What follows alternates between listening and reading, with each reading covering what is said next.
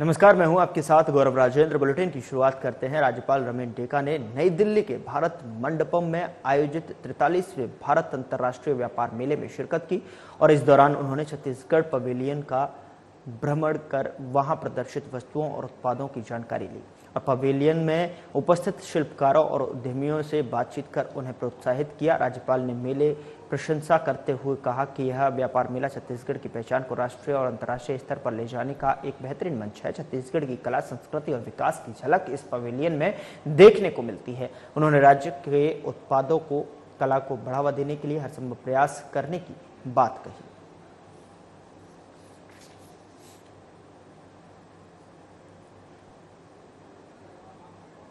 राज्यपाल रमेश डेका ने आज नई दिल्ली में केंद्रीय सड़क परिवहन और राजमार्ग मंत्री नितिन गडकरी से मुलाकात की। आपको बता दें कि जिस तरीके से राज्यपाल ने पुष्पगुच्छ एवं शॉल भेंट कर उनका अभिवादन किया, इस दौरान कई महत्वपूर्ण मुद्दों पर चर्चा की गई। तस्वीरें आपके सामने देख पा रहे हैं कि किस तरीके से राज्यपाल रमेश डेका ने आज नई दिल्ली में केंद्रीय सड़क परिवहन और राज्य के सड़क परिवहन और राजमार्ग मंत्री नितिन गडकरी से भेंट की, मुलाकात की और उन्होंने बुके और शॉल भेंट कर उनका अभिवादन भी किया। इस दौरान कई महत्वपूर्ण मुद्दों पर चर्चा की गई।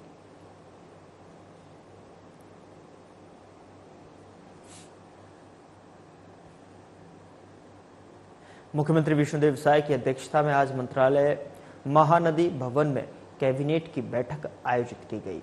आपको बता दें कि जिसमें मंत्रिपरिषद के द्वारा महत्वपूर्ण निर्णय लिए गए। नागरिक आपूर्ति निगम को आवश्यक चुनाव उपार्जन नेम ऑप्शन प्लेटफॉर्म के माध्यम से किए जाने की अनुमति दी गई।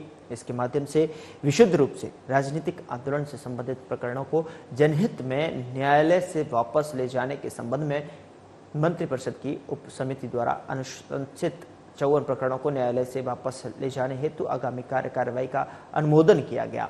इसके साथ ही अन्नदाता आय संरक्षण अभियान अंतर्गत दलहन, तिलहन और रबी विपणन मौसम 2025-26 में चना, मसूर और सरसों के उपार्जन के लिए नेफेड और एनसीसीएफ को प्रोक्योरमेंट एजेंसी नियुक्त करने का भी निर्णय लिया गया है। इसी के साथ ही मंत्रिपरिषद में 5वीं और 8वीं कक्षा की परीक्षाओं को केंद्रीयकृत किए जाने के लिए स्कूल शिक्षा विभाग को अधिकृत किया गया है।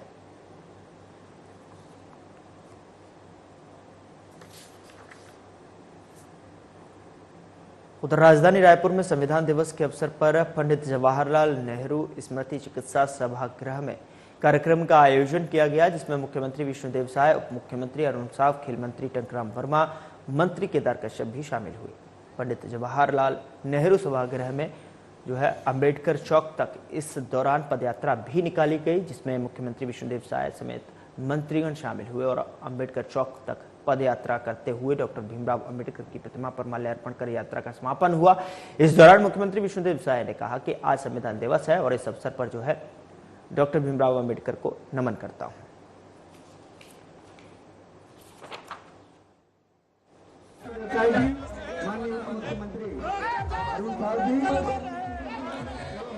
अंबेडकर चौक तक पदयात्रा निकाली गई। आप देख सकते हैं भीमराव अंबेडकर को माल्यार्पण किया गया और मुख्यमंत्री विष्णुदेव साय ने बाबा साहेब डॉक्टर भीमराव अंबेडकर को नमन किया।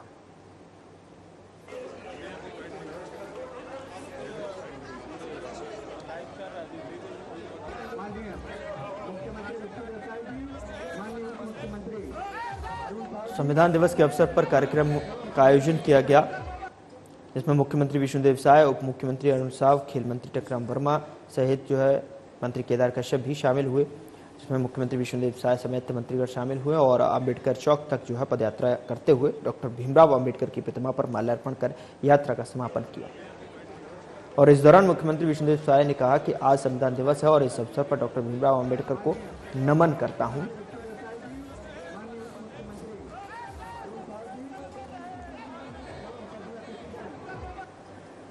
बाबा साहेब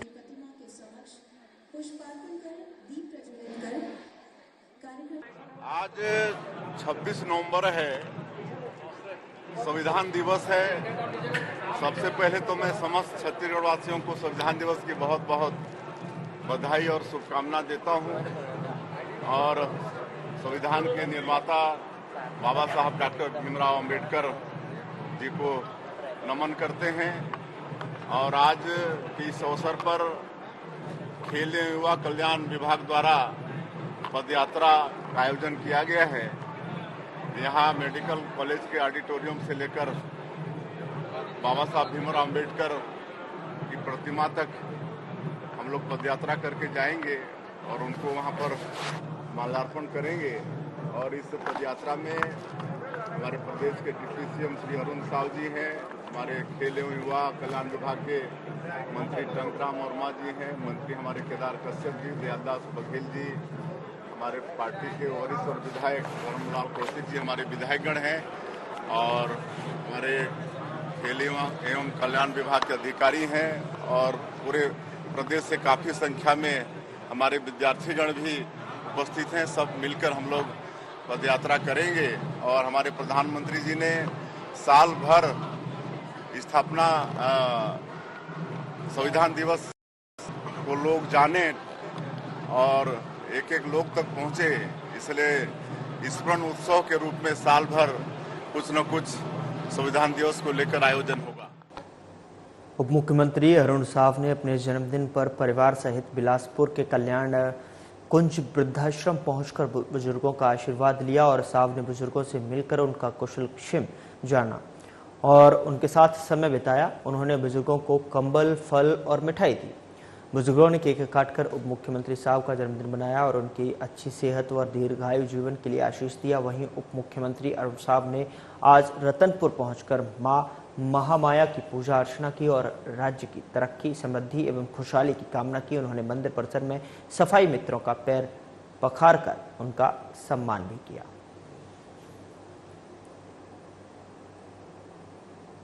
उप मुख्यमंत्री अरुण साव मुंगेली जिले के लोरमी में आयोजित सामूहिक विवाह समारोह में शामिल हुए। उन्होंने समारोह में 14 नव दंपतियों को उपहार और विवाह प्रमाण पत्र प्रदान कर शादी की बधाई और शुभकामनाएं दी। उन्होंने सभी के सुखमय दाम्पत्य जीवन की कामना की। महिला और बाल विकास विभाग द्वारा लोरमी के मंगल भवन में आयोजित सामूहिक विवाह कार्यक्रम में 14 जोड़ों की पारंपरिक रीति रिवाज से शादी संपन्न कराई गई।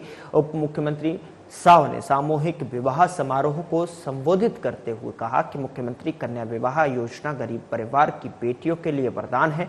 बेटियों का विवाह बिना किसी पारिवारिक खर्च के आसानी से हो, इसके लिए शासन द्वारा 50,000 रुपए प्रदान किया जाता है। 14 नव दंपतियों को उपहार दिया। तस्वीरें आपके सामने, जो कि अरुण साव ने मुंगेली जिले के लोरमी में आयोजित सामूहिक विवाह समारोह में शिरकत की और 14 नव दंपतियों को उपहार और विवाह प्रमाण पत्र प्रदान कर शादी की बधाई और शुभकामनाएं भी दी।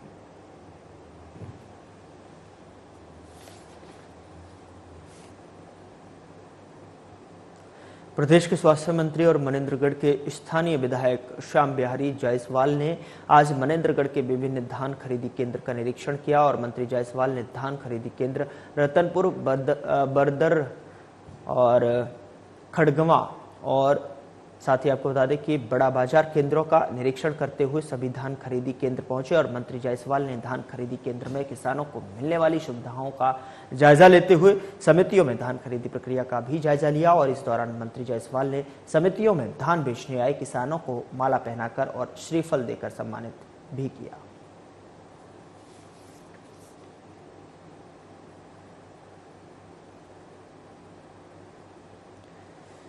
मंत्री ने धान खरीदी केंद्रों का निरीक्षण किया और साथ ही आपको बता दें कि वहां मौजूद किसानों से मुलाकात की, उनको माला पहनाकर श्रीफल देकर उनका सम्मान भी किया। मंत्री जायसवाल ने धान खरीदी केंद्र रतनपुर, बरदर, खड़गवा और बड़ा बाजार केंद्रों का निरीक्षण करते हुए सभी धान खरीदी केंद्र पहुंचे और जायजा लेते हुए समितियों में धान खरीदी प्रक्रिया का भी जायजा लिया।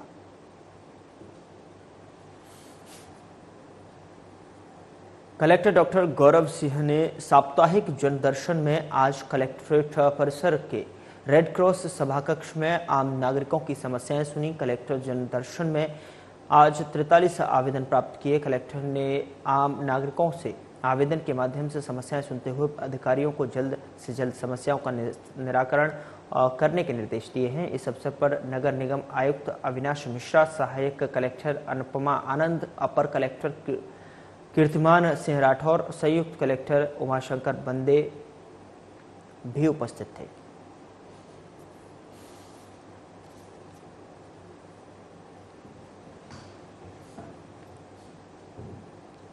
संविधान दिवस के अवसर पर राजभवन सचिवालय के अधिकारी कर्मचारियों ने संविधान की प्रस्तावना का सामूहिक जिस तरीके से जो है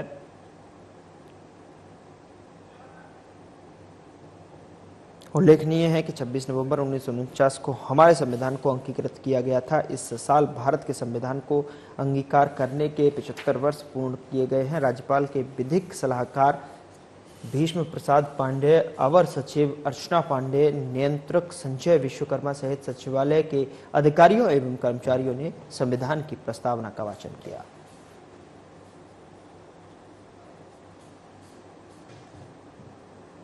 न्यू राजेंद्र नगर थाना क्षेत्र के अंतर्गत नरेश इलेक्ट्रॉनिक शोरूम में मारपीट करने वाले 5 आरोपी और एक बालक को गिरफ्तार किया गया है। वरिष्ठ अधिकारियों के द्वारा वीडियो में दिख रहे व्यक्तियों की पतासाजी की गई और उन्हें चिन्हित किया गया। साथ ही आपको बता दें कि जिसके बाद इसमें कार्रवाई करने की गई और पूरा मामला न्यू राजेंद्र नगर थाना क्षेत्र का है।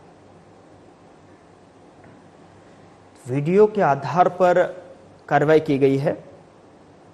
बता दें कि नरेश इलेक्ट्रॉनिक शोरूम में मारपीट करने वाले 5 आरोपी और एक बालक को गिरफ्तार किया गया है। वरिष्ठ अधिकारियों के द्वारा वीडियो में दिख रहे व्यक्तियों की पतासाजी की गई है और उन्हें चिन्हांकित किया गया है, जिसके बाद इसमें कार्रवाई करने की और पूरा मामला न्यू राजेंद्र नगर थाना क्षेत्र का बताया जा रहा है।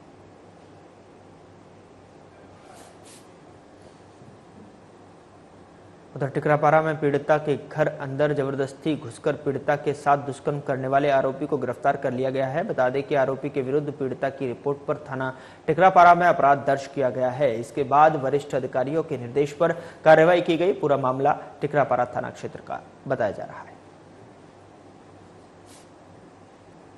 राजधानी रायपुर में पुलिस ने क्राइम रेट में 3% की कमी को लेकर एक आंकड़ा जारी किया है, जिसमें आपको बता दें कि रायपुर में अपराध के मामलों पर कमी आई है और मामले में जो है एसएसपी संतोष सिंह ने पत्रकार वार्ता को संबोधित करते हुए कहा कि चाकूबाजी की घटना में कमी आई है।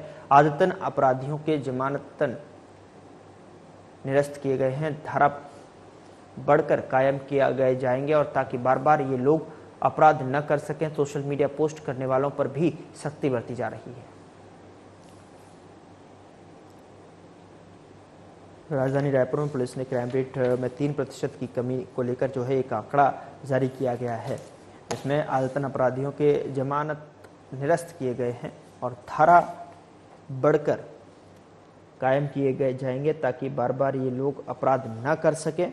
सोशल मीडिया पोस्ट करने वालों पर भी सख्ती बरती जा रही है।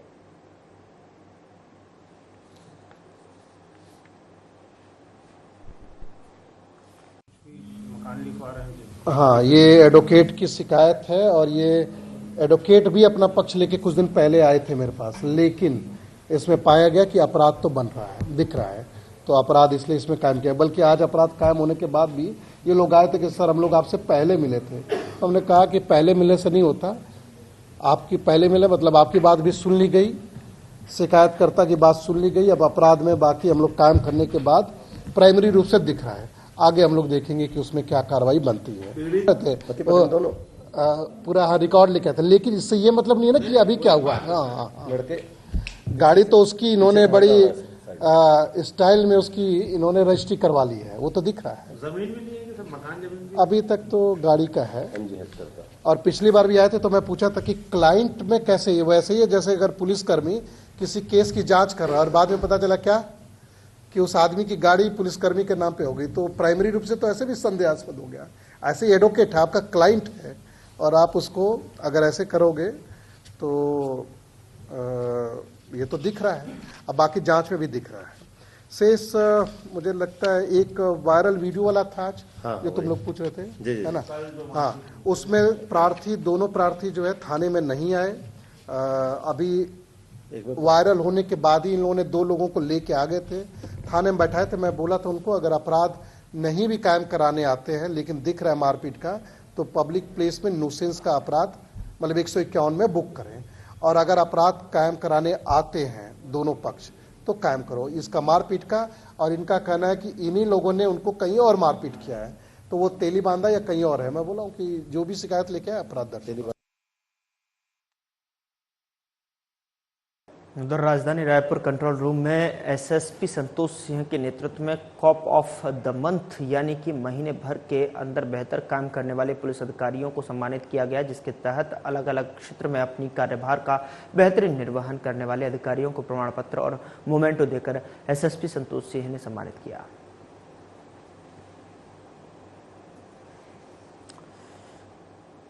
तो अलग अलग क्षेत्र में अपनी कार्यभार का बेहतरीन निर्वहन करने वाले अधिकारियों को प्रमाण पत्र और मोमेंटो देकर एसएसपी संतोष सिंह ने सम्मानित किया, जिसकी तस्वीर आपके टेलीविजन स्क्रीन पर है, जहां पर एसएसपी संतोष सिंह के नेतृत्व में कॉप ऑफ द मंथ यानी कि महीने भर के अंदर बेहतरीन काम करने वाले पुलिस अधिकारियों को सम्मानित किया गया है।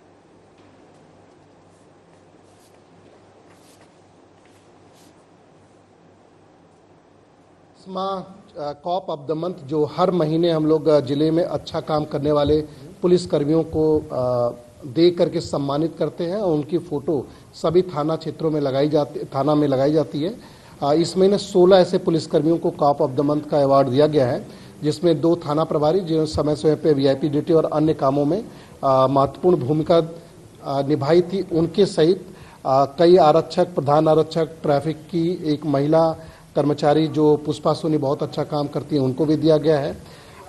एक बलराज सिंह जो अभी कुछ दिन पहले मौदापारा में मेकाहारा में ओटी थिएटर में आग लगी थी, तो उसमें भी मरीज और डॉक्टरों को निकालने में उसने काफ़ी मदद की थी, अच्छा काम किया था, उसको भी दिया गया है। कई अन्य अच्छे कामों के लिए, क्राइम में संबंधित कामों में अच्छे काम के लिए लोगों को कॉप ऑफ द मंथ दिया गया है। साथ ही साथ हम लोग ऐसे सारे लोग जो गलत काम करते हैं उनको डिस्करेज करते हुए भी उनके खिलाफ कार्रवाई करते हैं। जैसे इस महीने जब हम 16 लोगों को कॉप ऑफ द मंथ दिया गया, तो 2 लोगों को अभी निलंबित किया गया है।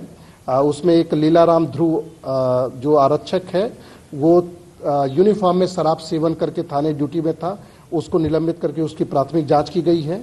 एक महेश नेताम जो अभी टिकरापारा थाना में गंभीर शिकायत सुसाइड नोट में नाम आने के बाद उनको तत्काल प्रभाव से टिकरापारा थाने में रक्षित केंद्र में टिकरापारा थाना से रक्षित केंद्र में संबद्ध किया गया है, और साथ ही साथ उसके खिलाफ विभागीय जांच आदेशित की गई है। 5 अन्य लोगों को उनकी वेतन वृद्धि रोकी गई है, जिसमें अनुशासनहीनता और विवेचना में कमी का दंड उनको दिया गया है। तो हमारी कोशिश ये है कि जो लोग अच्छा काम करें उनको इंक्रीज किया जाता है, और जो पुलिस विभाग में अनुशासित काम नहीं करते या ऐसे काम में शामिल रहते हैं जो अमर्यादित है, ड्यूटी के विपरीत है, उनको सजा दी जा रही है। सभी लोग अच्छा काम करने वाले प्रेरित हों, इसलिए हर महीने ऐसे लोगों को सम्मानित किया जाता है। विकासखंड मकड़ी के क्षेत्र के ग्राम ओटेंडा में जोन स्तरीय शारीरिक, बौद्धिक और सांस्कृतिक बाल क्रीड़ा प्रतियोगिता का आयोजन किया गया, जिसका उद्घाटन समारोह ग्राम ओटेंडा में आयोजित किया गया। इस 3 दिवसीय क्रीड़ा प्रतियोगिता में ओटेंडा स्कूल मगेदा के प्रतिभागी बालक बालिका अपना जौहर दिखाने के लिए भाग ले रहे हैं। उद्घाटन समारोह में बतौर अतिथि बीजेपी मंडल अध्यक्ष दीपेंद्र नाग, बीजेपी महामंत्री संजू ग्वाल समेत बड़ी संख्या में ग्रामवासी शामिल हुए।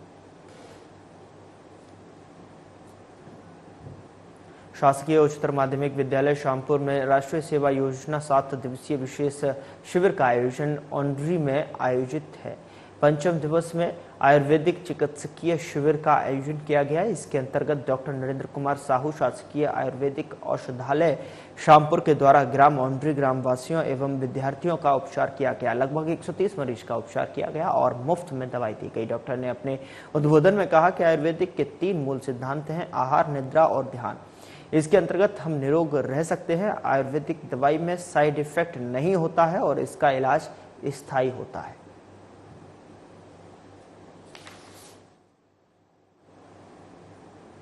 उधर शासकीय गुंडाधुर स्नातकोत्तर महाविद्यालय कोंडागांव में एनसीसी इकाई सीजी गर्ल्स एक बटालियन द्वारा 76वां एनसीसी दिवस धूमधाम से मनाया गया। इस कार्यक्रम का आयोजन महाविद्यालय के प्राचार्य डॉक्टर चेतन राम पटेल के निर्देशन में किया गया। मुख्य अतिथि के रूप में अखिल भारतीय पूर्व सैनिक सेवा परिषद कोंडागांव के संरक्षक एवं बस्तर संभाग प्रभारी सुब्रत साहा, जिलाध्यक्ष सूरज यादव और अन्य विशिष्ट अतिथियों ने कार्यक्रम की गरिमा को बढ़ाया।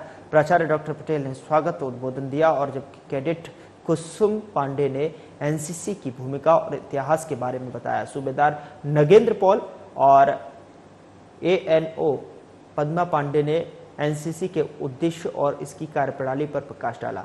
बता दें कि जिला अध्यक्ष सूरज यादव ने अपना अनुभव साझा करते हुए बताया कि एनसीसी के दौरान ही उन्हें सेना में जाने की प्रेरणा मिली और उन्होंने देश सेवा के लिए सेना में भर्ती होने का निर्णय लिया। महाविद्यालय के प्राध्यापकों, स्टाफ और एनसीसी कैडेट्स की उपस्थिति में यह आयोजन सफलतापूर्वक संपन्न हुआ। हैदराबाद के भाग्यनगर प्रज्ञा प्रवाह के राष्ट्रीय लोक मंथन कार्यक्रम का आयोजन किया गया, जिसमें छत्तीसगढ़ के वन मंत्री केदार कश्यप भी सम्मिलित हुए। बता दें कि मंत्री केदार कश्यप ने जानकारी देते हुए बताया कि लोक मंथन में छत्तीसगढ़ के पारंपरिक वाद्य यंत्रों के स्टॉल लगा हुआ है, जिसका अवलोकन कर उन्होंने छत्तीसगढ़ से कार्यक्रम में सम्मिलित लोक कलाकारों से भेंट कर संवाद किए। कोरबा जिले में डीएमएफ फंड के एक रुपए का उपयोग जन कल्याणकारी कार्यों में किया जा रहा है। बता दें कि शहर से लेकर ग्रामीण अंचलों के स्कूलों, आंगनबाड़ी और अस्पतालों की व्यवस्था बेहतर करने लगातार प्रयास किया जा रहा है। इसकी जानकारी नगर विधायक और वाणिज्य उद्योग श्रम मंत्री लखनलाल देवांगन ने दी।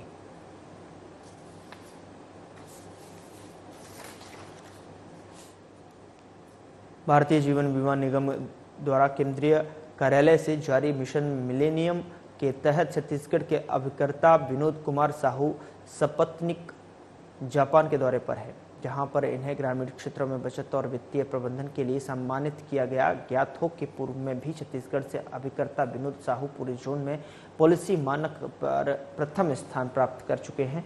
साथ ही इन्होंने पिछले 11 वर्षों में MDRT अमेरिका की सदस्यता भी प्राप्त की है।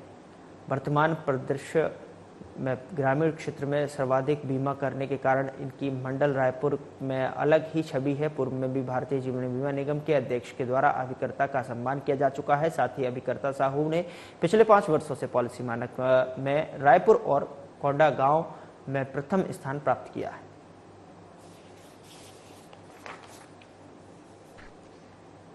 शामपुर में मितानिन दिवस के अवसर पर सभी पंचायतों में जन प्रतिनिधियों द्वारा कार्यक्रम का आयोजन किया गया। आपको बता दें कि मां सरस्वती की छाया चित्र पर दीप प्रज्वलित कर कार्यक्रम का शुभारंभ किया। इस दौरान स्वास्थ्य, शिक्षा और समाज सेवा के कार्य निस्वार्थ रूप से करने के लिए मितानिनों को सम्मानित किया गया। बता दें कि छत्तीसगढ़ में मितानिन कार्यक्रम स्वास्थ्य विभाग के द्वारा संचालित किया जा रहा है। इसी कड़ी में मितानिन दिवस पर ग्राम पंचायत शामपुर में मितानिनों को सम्मानित किया गया। जिले के खरसिया अनुविभाग में अवैध गांजा बिक्री पर कार्रवाई का सिलसिला लगातार दूसरे दिन भी जारी रहा। आपको बता दें कि एसपी दिव्यांग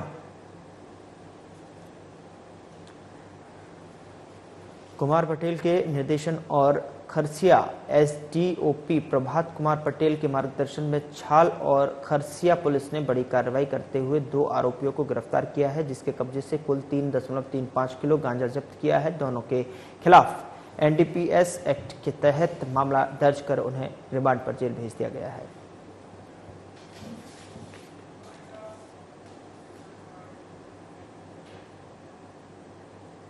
फिलहाल बुलेटिन में इतना ही। नमस्कार।